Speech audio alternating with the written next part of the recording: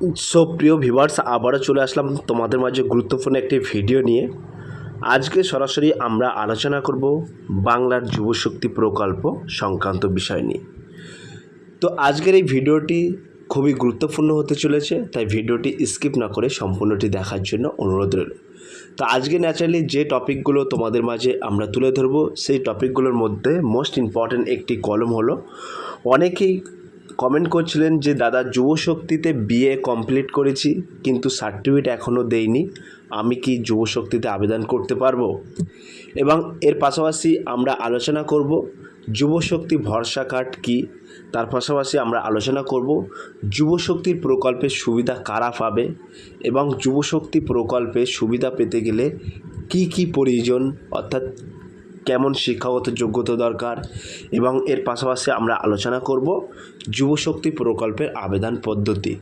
তো সমস্ত তথ্যটা কিন্তু আজকে এই ভিডিওর মাধ্যমে আমরা সরাসরি তুলে ধরব, তাই ভিডিওটি স্কিপ না করে সম্পূর্ণটি দেখার জন্য অনুরোধ রইল। তো তোমাদেরকে বলে রাখি, শুরুতেই তোমাদেরকে একটা কথা বলে রাখি,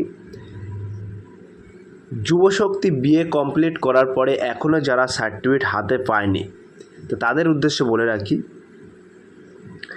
স্নাতক বা বিএ পাশ করে থাকলে যুবশক্তি প্রকল্পের জন্য আবেদন করতে পারবেন। সার্টিফিকেট হাতে না পেলেও আবেদনের সময় তোমরা ফাইনাল মার্কশিট বা বিশ্ববিদ্যালয় বা কলেজ থেকে দেওয়া প্রফেশনাল সার্টিফিকেট শিক্ষাগত যোগ্যতার প্রমাণ হিসেবে ব্যবহার করতে পারবেন। তো তোমাদেরকে বলে রাখি, যারা এখনও পর্যন্ত বিএ কমপ্লিট করেছেন অথচ সার্টিফিকেট হাতে পাননি, তাদের উদ্দেশ্যে বলে রাখি, তোমাদের যে লাস্ট ইয়ার মার্কশিট আছে, সেই মার্কশিট নিয়েই কিন্তু তোমরা সরাসরি আবেদন করতে পারবেন। এবং যারা গ্র্যাজুয়েশন পাস করেছেন তাদের কিন্তু সরাসরি এই যুবশক্তি প্রকল্পের মাধ্যমে কিন্তু 3,000 টাকা করে দেওয়া হবে। এইবার তোমাদেরকে বলে রাখি, এই যে যুবশক্তি ভরসা কার্ড, এই যে যুবশক্তি ভরসা কার্ডটা আসলে কি? তো এই প্রকল্পের একটি অন্যতম বিশেষ আকর্ষণ হলো কিন্তু যুবশক্তি ভরসা কার্ড।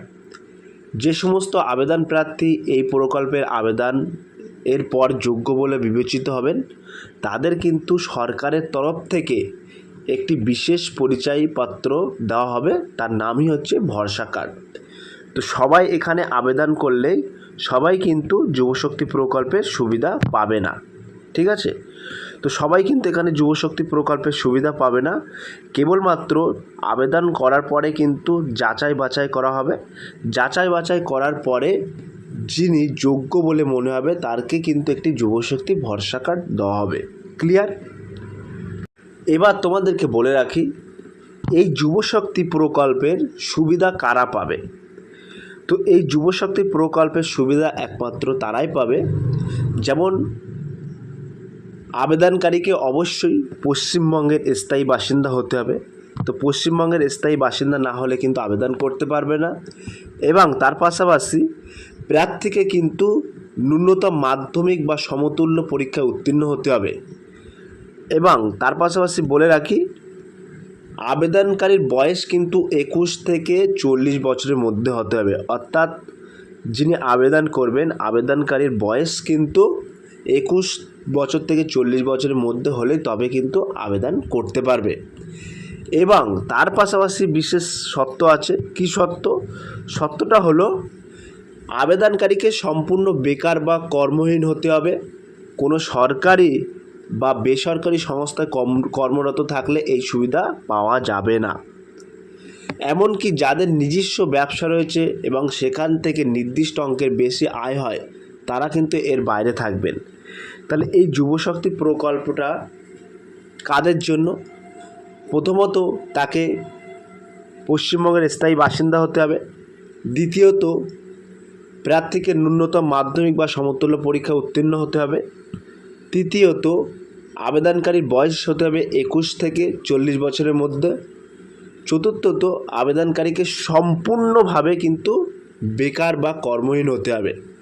যদি আবেদনকারী কোনো সরকারি সংস্থা বা প্রাইভেট সংস্থা কর্মরত থাকে তাহলে কিন্তু এই সুবিধা পাবে না।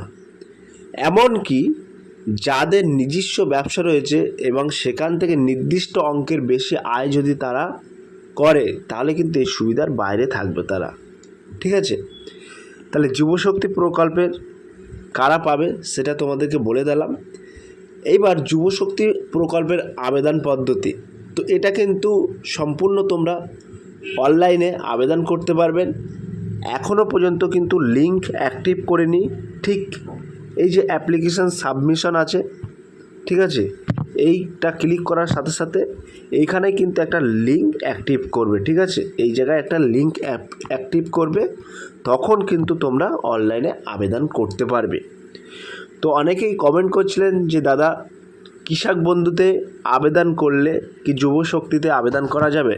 হ্যাঁ, অবশ্যই যুবশক্তিতে আবেদন করা যাবে, কারণ কৃষক বন্ধুটা সম্পূর্ণ আলাদা জিনিস এবং যুবশক্তিটা সম্পূর্ণ আলাদা জিনিস। ঠিক আছে, তো এই ছোট্ট আপডেট তোমাদের মাঝে তুলে ধরলাম আজকে এই ভিডিওর মাধ্যমে। যদি আজকের এই ভিডিওটি ভালো লেগে থাকে প্লিজ লাইক, কমেন্ট এবং শেয়ার করে দিন বন্ধুদের মাঝে।